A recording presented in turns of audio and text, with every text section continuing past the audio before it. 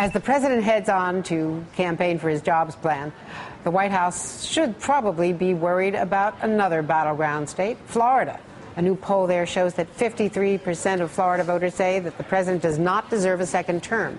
Only 41% questioned say that he should be reelected. Florida Congresswoman Debbie Wasserman Schultz chairs the Democratic National Committee and joins me now. Those numbers are not good numbers from your home state. What can the president do to fix that?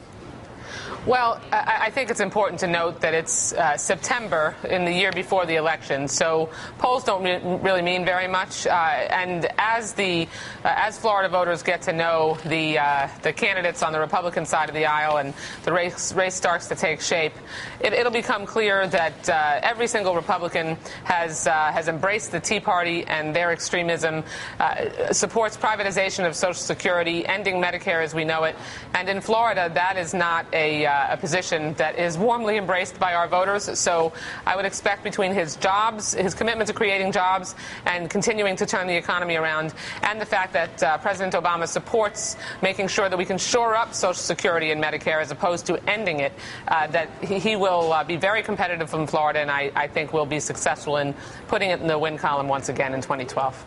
And the Republicans, principally Mitt Romney and first Rick Perry, are really going after the president for his support or lack of support for Israel. That said, the president's here in New York, aligned with Benjamin Netanyahu. In fact, his staff, the president's White House staff, gave Prime Minister Netanyahu the president's UN speech in advance and solicited his vote of approval, him going public in front of the media, saying nice things about the president. Clearly, this is more political than anything. Domestic politics are important here. 4 in 10 Jewish voters in a recent Gallup poll disapprove of the president's stand on Israel, or rather in general, and that's increased by 8 points since only June.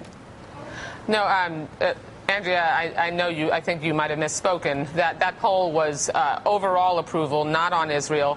And specifically, you have when you say 4 in 10, that means 60% of Jews in America support President Obama. But he was elected with even more support than that. Well, so he's lost support among the bottom line is he's lost support among Jewish voters, and he is perceived by many Jewish voters as not being supportive enough of Israel.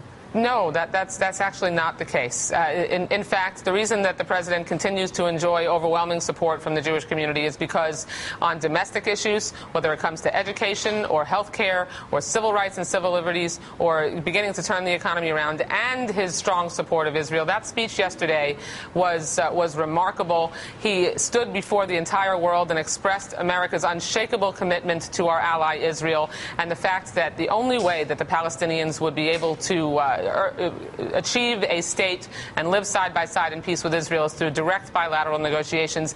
Even Foreign Minister Lieberman, a very conservative politician in Israel, said that was the speech of an ally. So the distortions about President Obama's record on Israel must cease. We have to stop having Israel be a partisan issue. And I predict, Andrea, that once again, because the natural home for Jewish voters on all issues is the Democratic Party, that the president will receive overwhelming support from our community once again.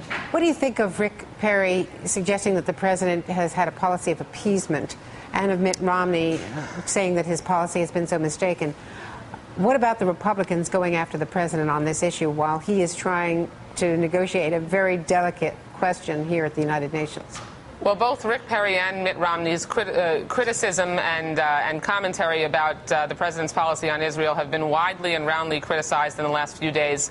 They clearly do not understand the politics that exists between in the Middle East, and they don't understand how important it is that America on both sides of the aisle stand united behind Israel. That one of the most important things is that we might disagree on a lot of different things, but it is absolutely imperative, because we do agree on both sides of the aisle on our support for Israel, that we stand together and not undermine the peace process and undermine Israel's strength in the Middle East by appearing to not be on the same page when it comes to both parties. And so it's irresponsible.